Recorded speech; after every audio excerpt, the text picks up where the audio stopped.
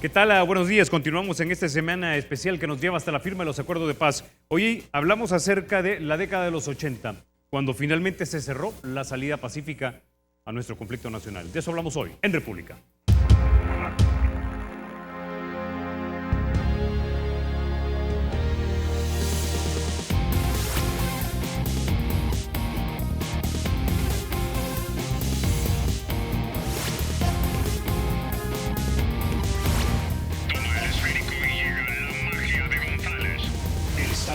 Será siempre libre e independiente y no será jamás el patrimonio de ninguna familia ni persona.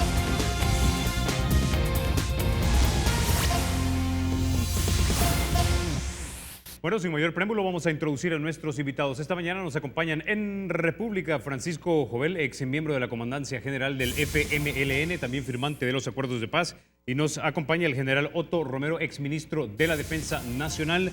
Caballeros, bienvenidos a República. Buenos días, muchas gracias. Bueno, un saludo a la audiencia de Teleprensa. Estamos en esta semana especial. El día de ayer hicimos un recorrido histórico por la década de los 70 que finalmente cierra la salida a nuestro conflicto nacional por la vía pacífica. Y quiero que retomemos algo de donde nos quedamos, porque parece ser que las dos fases históricas de la preguerra y la guerra se intersectan en un punto, y es como entre los años de 1979, debo decir, y 1980. En esa época, general Romero, se dan movimientos de masas, ya se han dado los secuestros que financian los grupos clandestinos a los que formamos parte, por ejemplo, don Francisco, pero también se da una represión de parte de los gobiernos de turno. Algunos dicen que se les fue la mano, que realmente esa no era la manera en la que debía haberse hecho, que debía haber más tolerancia, pero eso es lo que hubo. Pero frente a esto, obviamente, el presidente de turno de 1979, electo en el 77, el general Humberto Romero, da estas declaraciones que quiero que veamos en pantalla, porque de alguna manera tal vez va tratando de desutilizar las reacciones que habían tal vez del parte del gobierno a lo que se percibía desde su punto de vista como una agresión a nuestra república. Escuchemos. Cuerpos de seguridad les han venido asesinando gente y no es esto para justificar los acontecimientos recién pasados. Hemos tenido varias veces hechos en los cuales se han enfrentado cuerpos de seguridad con manifestantes y no ha sucedido nada, porque no han sido agredidos. A esta altura, general, ya se ha dado el 30 de julio de 1975, cuando se da la matanza de la 25 Avenida Norte de estudiantes universitarios. Entonces el ministro de Defensa era el general Romero, quien fuera presidente. Quiero seguir avanzando porque meses después, aún era presidente en ese momento, pero en octubre de 1975 se da un golpe militar y lo derrocan. Quiero que escuchemos algo de lo que dijo uno de los miembros de la Juventud Militar, hablando acerca de las razones del golpe de Estado. Escuchemos. Son el producto de anticuadas estructuras económicas, sociales y políticas que han prevalecido tradicionalmente en el país, las que no favorecen a la mayoría de los habitantes las condiciones mínimas necesarias para que puedan realizarse como seres humanos. Por otra parte, la corrupción y falta de capacidad del régimen ha provocado desconfianza en el sector privado, por lo que cientos de millones de colones se han fugado del país, acentuándose así la crisis económica en perjuicio de los sectores populares. Ok, general, mi primera pregunta entonces para usted. La razón por la que reaccionan así grupos clandestinos que en ese entonces no eran FMLN aún, la reacción del general Romero cuando era ministro de Defensa, luego cuando presidente, estas masacres que se dan en las calles, luego el derrocamiento del presidente. ¿No había otra manera de la cual pudiesen haber reaccionado los gobiernos militares de ese entonces? Es decir, era una cuestión de doctrina, de educación militar, que no había tolerancia, digamos, a ideas distintas a las que yo sostenía. Bueno, muchas gracias por darnos el espacio y contribuir con su audiencia para poder aclarar algunos aspectos en los que nosotros, habiendo sido protagonistas, le podemos decir cómo pasaron. En realidad, verlo al 2016, un hecho como el que usted acaba de plantear, es un poco frío, considerando que tanto el general Romero como el señor oficial, que no distingo quién es, que lee parte de lo que fue la proclama de la Fuerza Armada, está hablando en una época, digamos, en el contexto de la Guerra Fría, que recuerde que nosotros como país, El Salvador nunca pudo aspirar, a través de la historia, de que nos conquistaron los españoles, a ser un país que se autodeterminara políticamente, principalmente hablando. Es decir, que las corrientes mundiales, los focos de poder mundial, influían notablemente en nuestra vida cotidiana. Entonces, de ahí que el conflicto mismo interno, la guerra irregular que tuvimos, tiene variables nacionales y variables internacionales, que todo el mundo sabe que las tiene.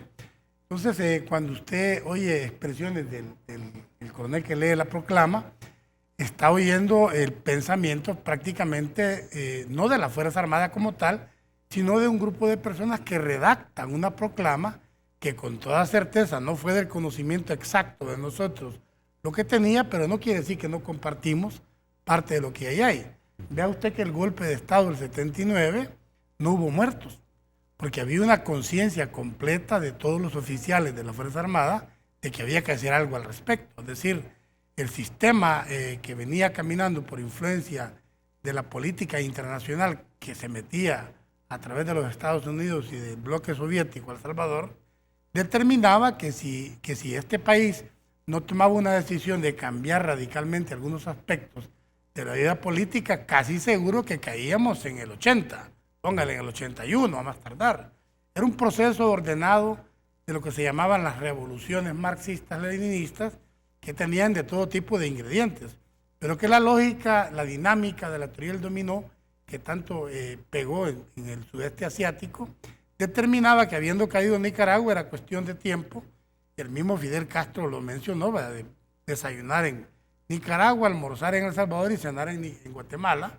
Entonces eso le dio una nueva visión a los oficiales, que somos hechos con un sentido patriótico. Los oficiales de la Fuerza Armada todos juramos defender el país, y eso es lo que hacemos. Entonces, general, sí. Me está diciendo que la situación era extrema y tal vez desesperada en esa época de los 70, que independientemente que si hubiera sido la antigua doctrina militar o la nueva doctrina militar que hoy tenemos en día, dada una situación de tal desesperación y emergencia, cualquier oficial diría vencer o morir.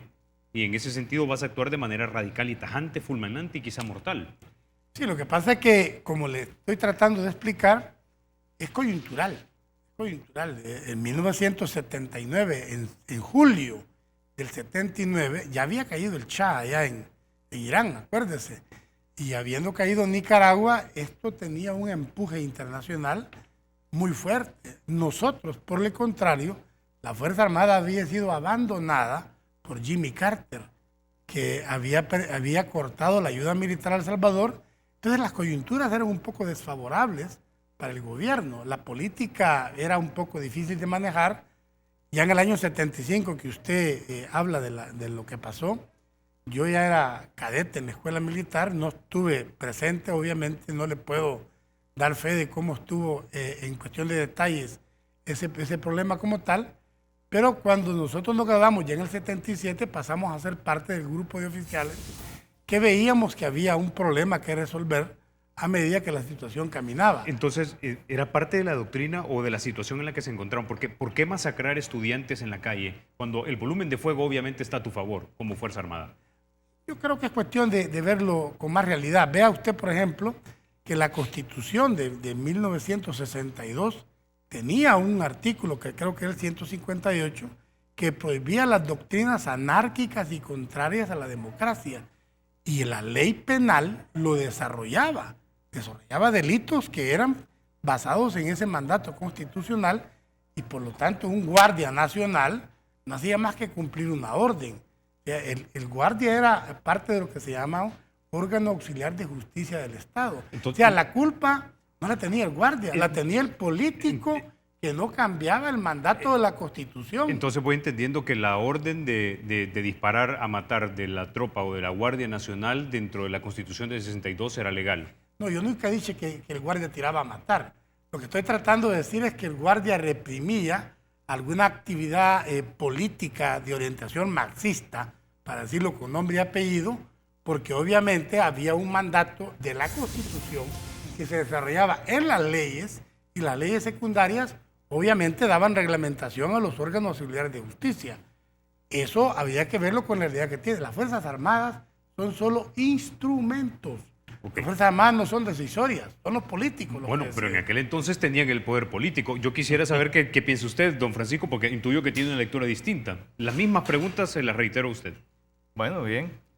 De nuevo un saludo a los que ven día a día República. La dirigen muy bien, te felicito. Gracias. Mira, yo sí participé directamente en esas actividades del 75. Yo estaba en la marcha. Afortunadamente salí ileso porque la gente me tomó en sus manos y me hizo pasar el muro del Seguro Social, y los médicos me metieron a la sala de partos ahí, me vistieron de verde y me sacaron hasta como las 7 de la noche. Mira, el problema de eso era que a nivel mundial, si se quiere, había todo un periodo de efervescencia revolucionaria. Estaba Vietnam, estaba África, estaba el apartheid en Sudáfrica, estaba el Congo, estaba Argelia. En América Latina también la guerrilla, la revolución cubana, la guerrilla en Venezuela, en Perú los tupamaros, en Uruguay, los guerrilleros también en Argentina, Marighella en Brasil, la FARC en Guatemala. Todo eso crea una especie de psicología social de carácter planetario, casi mundial. Y junto a ello, dentro de los países tradicionalmente colonialistas o las grandes potencias hegemónicas, dentro de ellos también surgió un importante movimiento de repudio al Estado general. Y ahí empezó también un proceso de liberación, llamamos, de las potencias europeas en África, de las colonias de Inglaterra en el mundo, la lucha de Vietnam contra los franceses, y en América Latina, desde luego, que tradicionalmente había estado imponiendo, digamos, su política en América Latina eran los Estados Unidos. Ahora, si le entiendo entonces, don Francisco, eso de la psicología social se podría sintetizar, aunque se oye grotesco, pero en esa frase de vencer o morir, lo que se traduce en grupos clandestinos radicalizados que secuestran y en algunos casos matan a sus secuestrados, y por el otro lado Fuerzas Armadas que masacran gente en la calle. Están dentro del fenómeno histórico, pero desde luego todo es una, llamémosle, evolución. Yo debo reconocer que, por ejemplo, la Fuerza Armada, con la Constitución del 50, dio un importante paso y una importante contribución al país y a la búsqueda, digamos, de su industrialización, etc. Y hay que ver quiénes eran los presidentes de Estados Unidos en ese periodo. Kennedy, que tuvo después en los años 60 que tratar de contrarrestar con su política el efecto internacional de la Revolución Cubana. Luego vino Carter, como ya mencionó Otto, con el permiso le digo Otto porque él dijo que no había problema en decirle Otto. Entonces, dentro de ese momento, llamémosle, de auge revolucionario, también había en Estados Unidos, igual que en Europa, dentro de los presidentes, quienes querían aplicar otro tipo de política. Carter era el más típico de ellos. Pero surgió toda una ola de contraposición a esas posturas. Bueno, aquí a Carter incluso dijeron que era loco, que era un traidor, que estaba entregando los países de América Latina al comunismo, etc. ¿Por qué? Porque también las políticas anteriores habían generado una especie de delirio ideológico, si tú quieres, ¿verdad? Había un ideologismo muy grande y en las Fuerzas Armadas había una doctrina que se había machacado por muchísimo tiempo en contra del comunismo, en contra de la conspiración internacional. Algunos la creían a pie juntillas. Otros a esas alturas que estamos comentando empezaron a cuestionarla. Y muchísimo más fue el impacto aquí en este país cuando triunfa la revolución sandinista y entonces dentro de la Fuerza Armada cobra, digamos, correlación las posturas de que hay que cambiar. No podemos seguir haciendo lo mismo que se venía haciendo en los años 70, que era represión cada vez más incrementada. Se da el golpe de Estado. Bueno, algunos partidos de los que después formamos el FMLN dimos instrucciones a nuestra gente de que tratara de incorporarse. El PRTC, por ejemplo, colocó un viceministro en planificación. El Partido Comunista colocó un ministro de Trabajo y una viceministra también de Trabajo. Y así, ahí entró Samayoa también, como ministro de Educación. O sea, había ese interés de tratar de ver, junto con los militares esto, de si era factible evitar una guerra. No lo fue. Okay. No lo fue porque la reacción de quienes se oponían a esa opción fue muy fuerte. Déjeme ir a la pausa con eso. Cuando regresemos precisamente retomamos esa idea, porque tengo entendido que la Juventud Militar entrega el mando, por decirlo así, o la iniciativa del golpe de Estado a luego a la oficialidad de mayor rango, los coroneles, por el respeto a la jerarquía, y según algunos ese fue el gran error, dicen. Ya volvemos.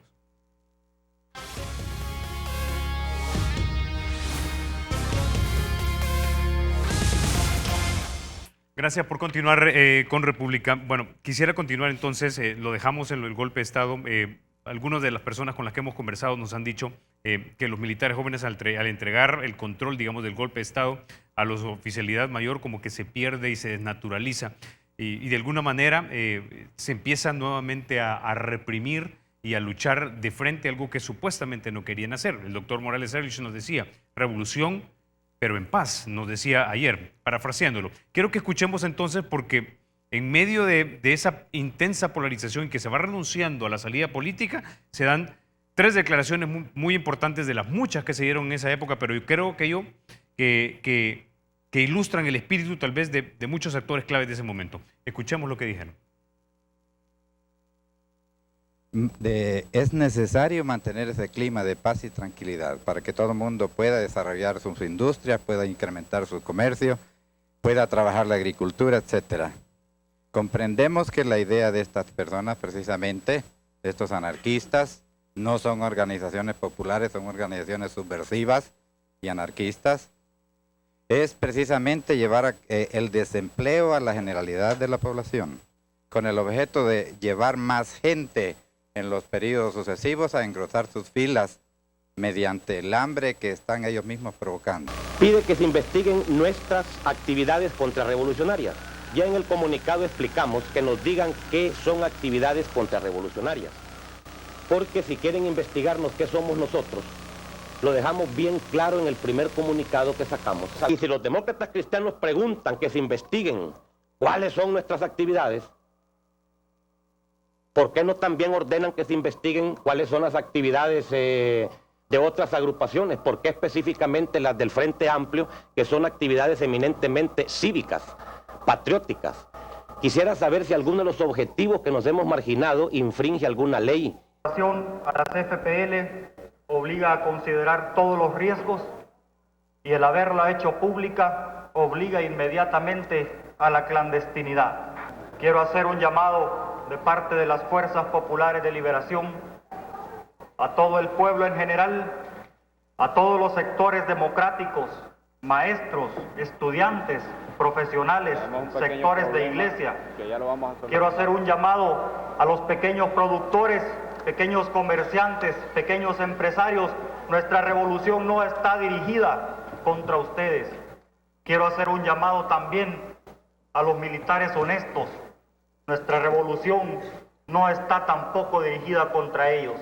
Toda persona de cualquier condición, de cualquier sexo, de cualquier edad, de cualquier extracción social, de cualquier condición laboral, tiene su puesto en la lucha junto al pueblo, y mientras demuestre que es honesta en esta lucha, no tiene por qué ser objeto de ningún ataque de nuestras organizaciones. General, a esa altura ya, finales del 79 o finales de los 80, debo decir, del 80, básicamente como que en ese estadio de nuestra historia, los que buscan una salida republicana pacífica tienen la mano perdedora. Por el otro lado ves a gente como el mayor Roberto D'Aubuisson, que algunos dicen pertenecería a esa contrarrevolución y vuelta al status quo autocrático del pasado. Y por el otro lado tenemos al coronel Nicolás Carranza, que intuyo que es él, no estoy seguro, que también representaría esa fase. Aquí ya se cierran los espacios entonces. Bueno, mire, en primer lugar, decirle que la historia de esa época empezó a acuñar el término de la juventud militar. Una tendencia de las fuerzas de izquierda, digamos, a tratar de decir que la Fuerza Armada estaba dividida entre la vieja Fuerza Armada y la juventud. Eso es una creación ficticia. En realidad, el golpe de Estado, si usted le reitero, no hubo muertos, porque todos estábamos unidos. La Fuerza Armada estaba sólidamente integrada. Eso realmente no fue más que un pronunciamiento militar conjunto en donde se mandó fuera de la Fuerza Armada a los más antiguos que tenían un compromiso más directo con el señor presidente. Y se conservó algunos mandos como mi coronel Carranza, mi general García, mi general Vides. Eran personas brillantes, eran personas que las necesitaba la Fuerza Armada, ¿verdad? Y seguramente se cometieron injusticias en dándole de baja a otras personas brillantes, pero que había un nexo político, digamos, con el señor presidente, que los que estaban conduciendo juzgaron que no eran rescatables, para decirlo de alguna manera. Ahora, las declaraciones que dan tanto el señor Samayoa como D'Aubuisson y luego mi coronel Carranza, le deja a usted ver que después de todo el mundo estaba tratando de hacer una labor de llevarle paz y estabilidad al pueblo salvadoreño.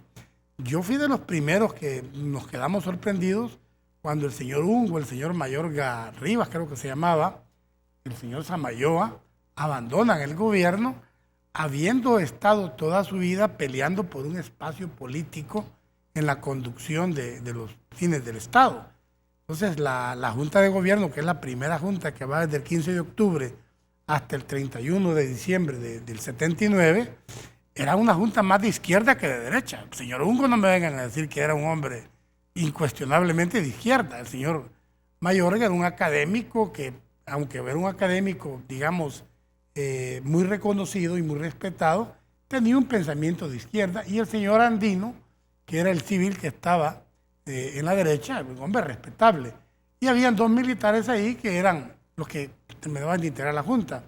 Ahora, las palabras del coronel Carranza lo que demostraban era un conocimiento de lo que estaba pasando en el marco, como le reitero a usted, de que era una fuerza irregular, clandestina, que había que reconocer que su misma naturaleza le obligaba a ser un poco intrigante y conspirativa para desarrollar sus planes, que era una naturaleza de las fuerzas irregulares, las fuerzas guerrilleras, las fuerzas subversivas, de acuerdo como usted les quiera llamar, que eso es algo que los caracterizó y que no había forma de llamarles de otra manera para que se pudiera identificar.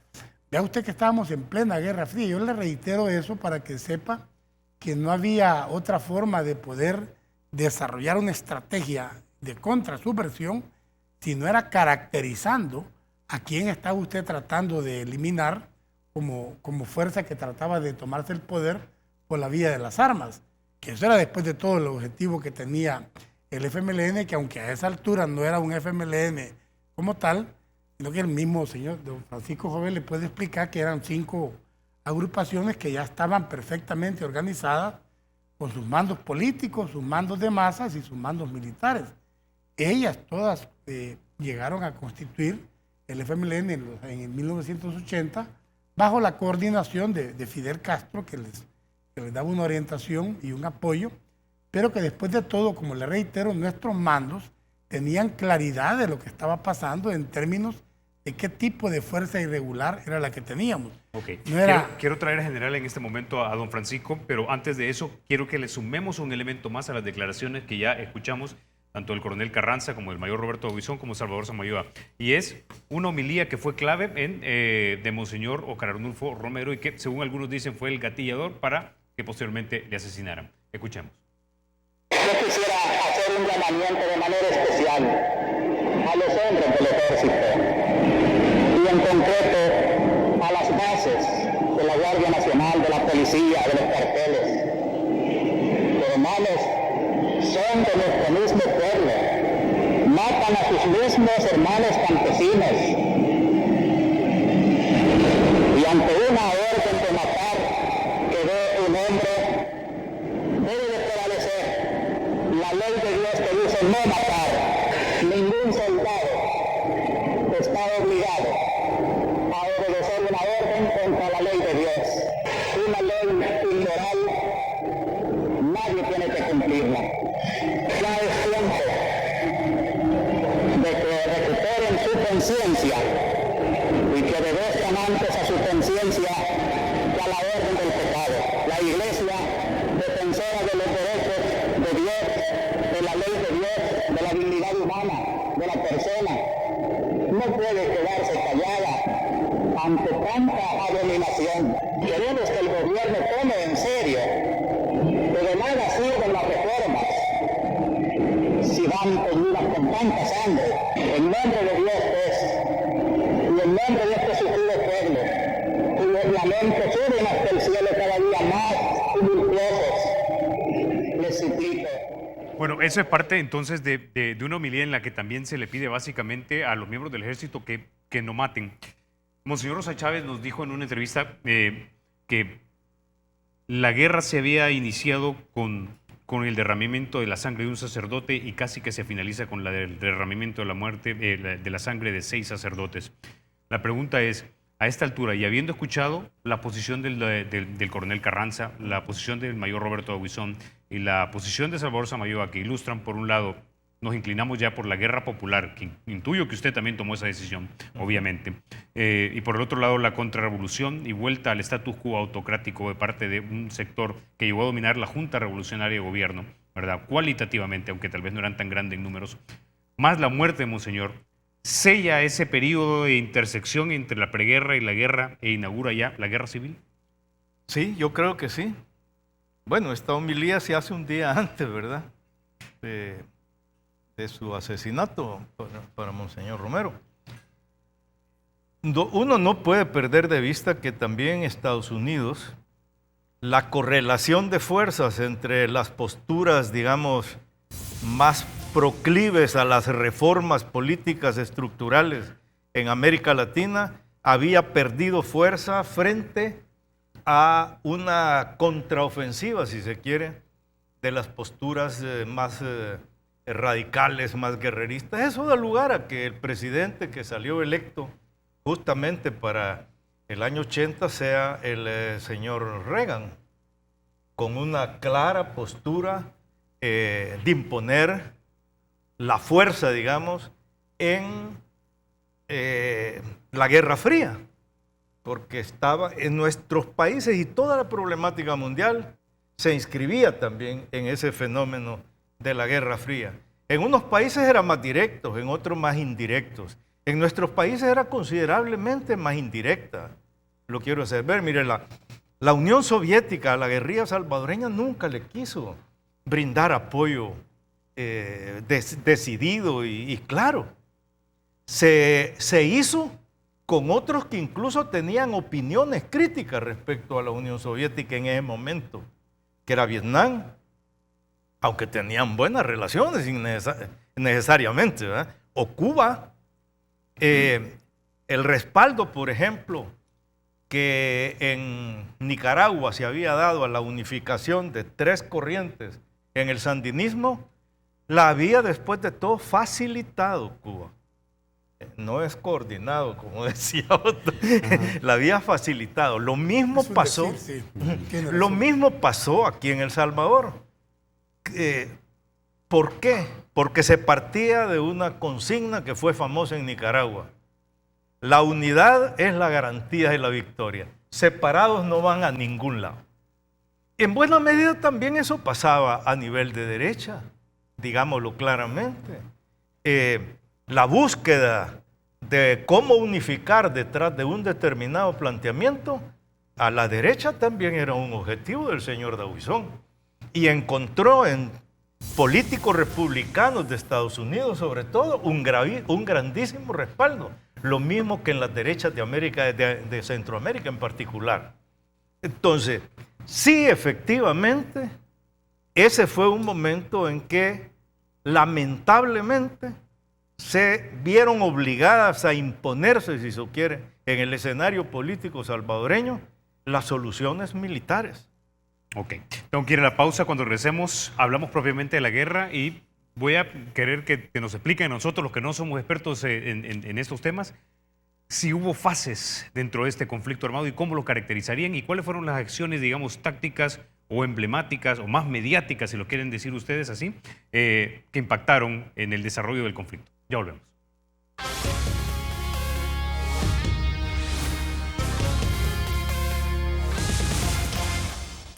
Gracias por continuar con nosotros. General Romero, si pudiéramos dividir, digamos, a grandes rasgos la guerra y cómo se libró, ¿cómo lo diría usted que es? Yo he escuchado que hubo dos fases, guerra de guerrillas y guerra de posiciones. Si esto es así, qué bien, y si nos lo puede explicar, y si no es así, si nos lo puede complementar.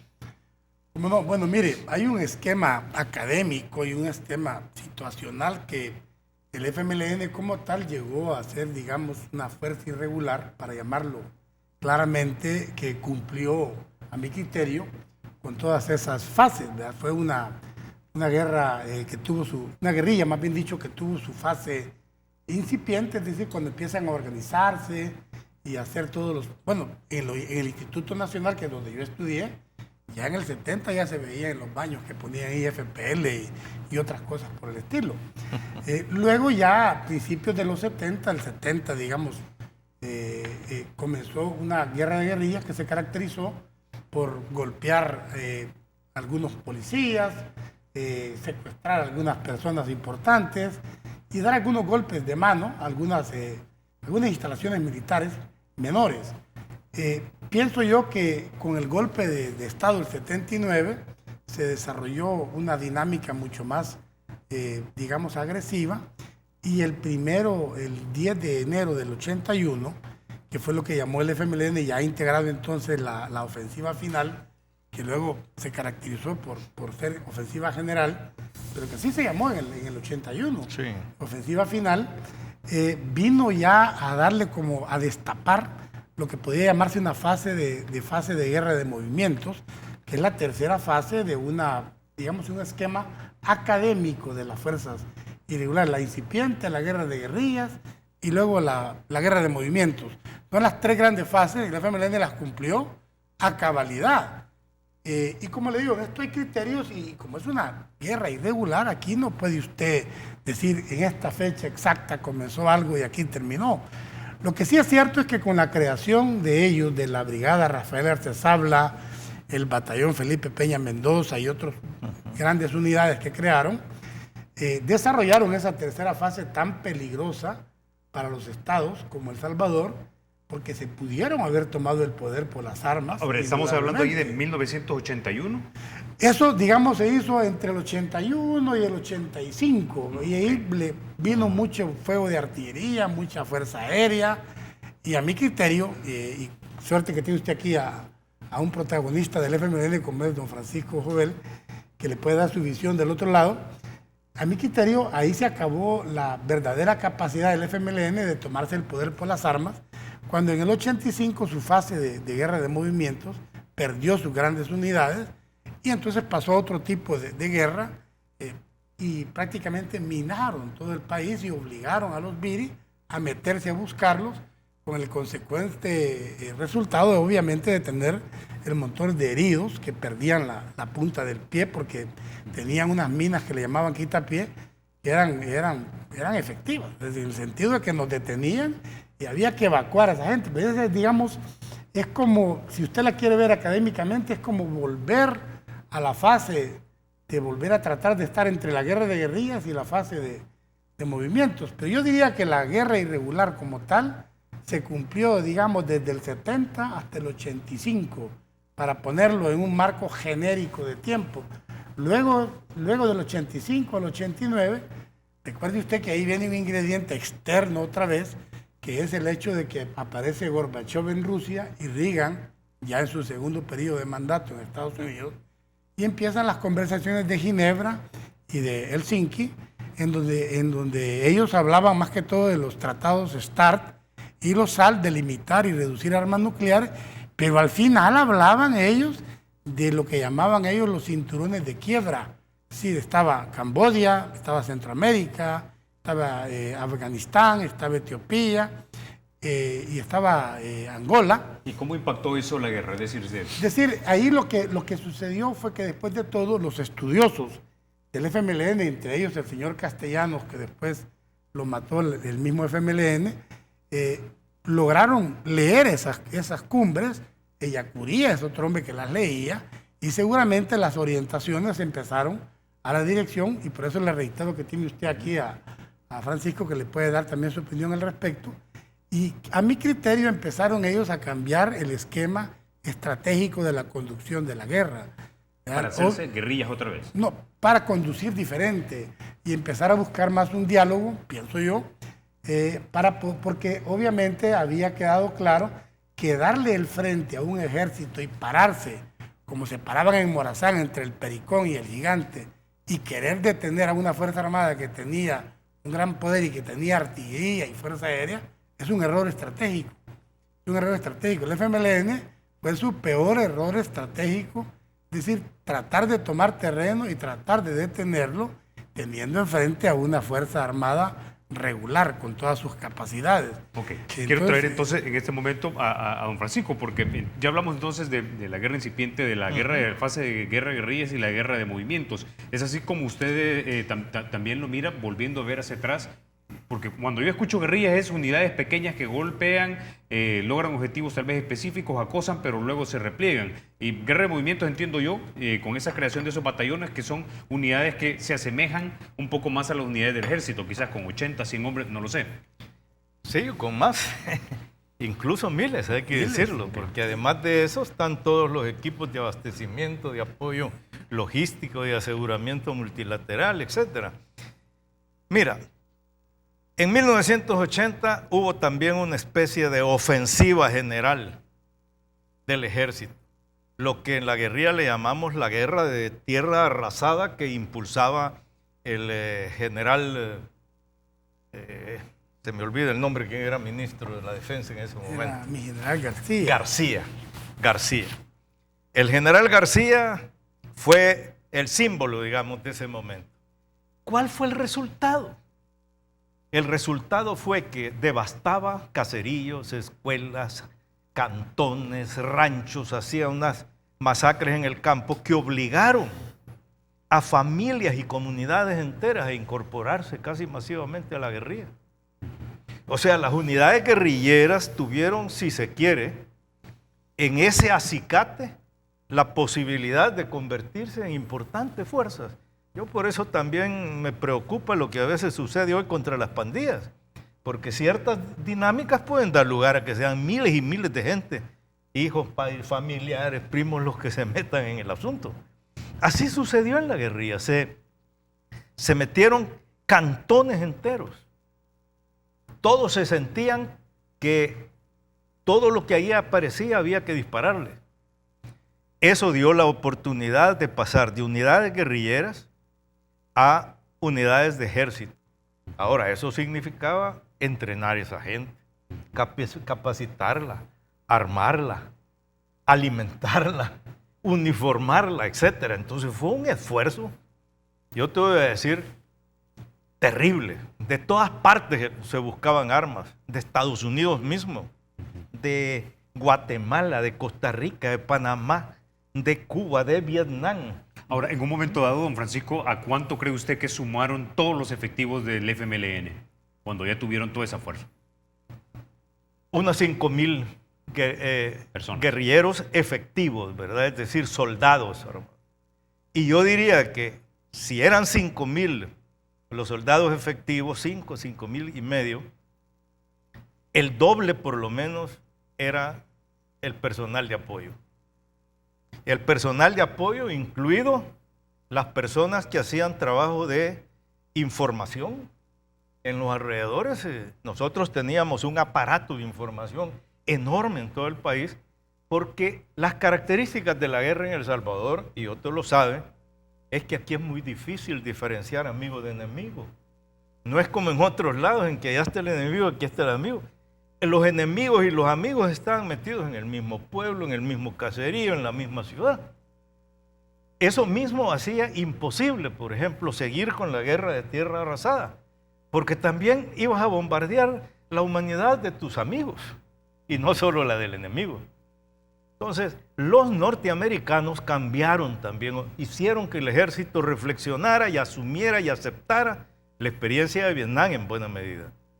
Y entonces empezaron los norteamericanos a capacitar batallones especiales contra insurgentes con la experiencia de Vietnam y hacer uso del helicóptero más que del bombardeo de avión, porque al principio lo que tiraban era bombas de 200 libras, bombas de 500 libras, después era rocket y después era ametrallamiento de helicóptero. Se me está acabando el tiempo, don Francisco, pero en breve, ¿por qué cree usted entonces, si ustedes eran 5.000 hombres, el ejército me imagino que eran 5.000 o 10.000, no sé cuántos? Muchos más. Muchísimos más. ¿Por qué el ejército nacional no pudo derrotar a la guerrilla? En corto. Simplemente porque la guerrilla nunca abandonó totalmente sus modalidades guerrilleras. Era una combinación de modalidad guerrillera y de guerra de movimientos. Nunca se abandonó. De tal manera que cuando los nuevos batallones obligaron a la guerrilla a dispersar su fuerza, nunca se perdió la capacidad de volverla a concentrar en un momento dado. Eso es lo que permitió la ofensiva de noviembre del 89. Okay. Si no se hubiera tenido aquella capacidad de volver a concentrar las fuerzas guerrilleras bajo mandos, bajo toda una estructura de mando, no se hubiera podido hacer la ofensiva del 89. Tengo 2 minutos, general, pero le voy a añadir algo más. Ya a esta altura de 1989-90 ya hay un proceso político democrático en este país. Ya han habido elecciones en el 82, en el 84, en el 85, en el 88 y en el 89.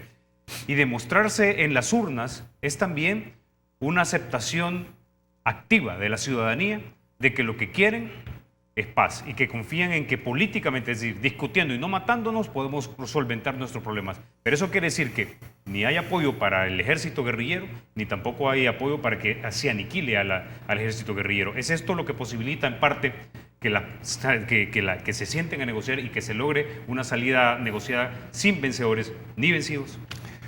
Bueno, mire, yo quiero serle bien claro. En realidad, en estrategia hay actitudes que se llaman actitudes ofensivas y actitudes defensivas. La Fuerza Armada de El Salvador estaba en una actitud defensiva. En la defensa, por ponérselo en términos tácticos, en la defensa se ganan las guerras o las batallas, según usted lo quiera, neutralizando a la fuerza que trata de tomar el poder en este caso. La Fuerza Armada lo que finalmente hizo cuando terminó el conflicto fue eso. Neutralizó, es decir, le quitó la capacidad al FMLN de tomarse el poder, con lo cual consiguió su objetivo político de guerra, que es mantener el sistema democrático, republicano y representativo. Claro, los políticos tienden a decir ni vencedores ni vencidos, y es que lo que hay que ver es cuáles eran los objetivos políticos que tenía tanto el FMLN como la Fuerza Armada en términos de saber, bueno, y después de todo, ¿se cumplieron los objetivos o no se cumplieron los objetivos? Por eso le digo, la actitud estratégica era, en este caso, la Fuerza Armada estaba en defensa del sistema democrático, con sus defectos, pero había habido ya elecciones en el 82, en el 84, en el 88, en el 89, etc. Entonces era difícil pretender, y nunca se ha hecho, a menos que yo lo conozca, eliminar a una fuerza guerrillera, un ejército irregular, que yo sepa, nunca se ha hecho en la historia. Es imposible hacerlo. General, se nos acaba el tiempo, pero entonces le entiendo que el solo hecho de que el FMLN no haya tomado el poder por la vía de las armas es el triunfo de la Fuerza Armada. Así lo entiendo. Caballeros, del vamos país, a tener no, que... no de la Fuerza Armada. Voy a tener que armar otra república para que hablemos Sí. nuevamente de esto, porque se nos queda corto el tiempo, pero no me Seguro resta más que que agradecerlo. Don Francisco, general, como siempre, un placer conversar muchas- con ustedes aquí en República. Muchas gracias. Muchas gracias. Ustedes, amigos, se quedan con la emisión matutina de Teleprensa con Mayela Mena y Rafa García. Soy Carlos Toledo, gracias por vernos. Recuerden, la República es de todos. Hay que cuidarla.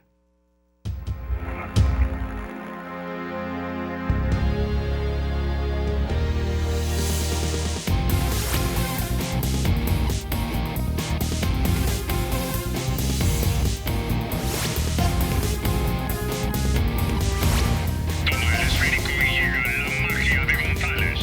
El Estado es y será siempre libre e independiente. Y no será jamás el patrimonio de ninguna familia ni persona.